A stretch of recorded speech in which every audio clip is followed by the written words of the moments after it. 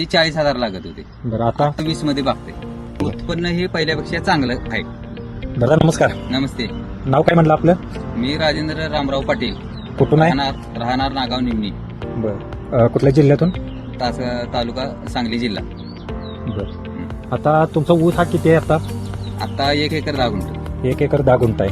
बरं आता तुम्ही याच्यासाठी आता बायोटेक कंपनीचं हो. तुम्ही क्रॉपटॉन आणि शुगर किंग वापरले?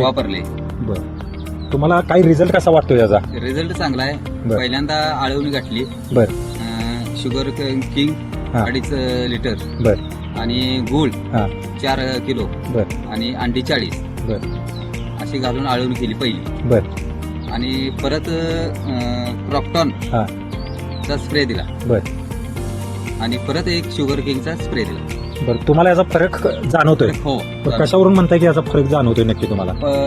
पानाची रुंदी, बरं कांडीची लांबी बरं आणि मुळी अपटेक करायचं काम केले.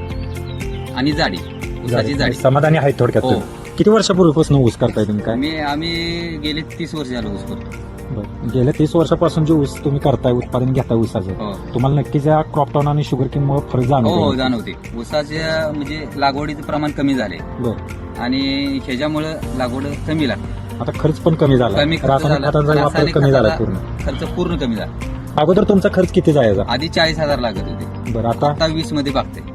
उत्पन्न हे पहिल्यापेक्षा चांगलं आहे.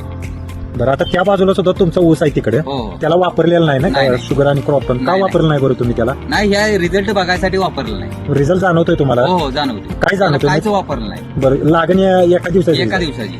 पण फरक आहेच हो दोन्हीमध्ये. फरक आहे.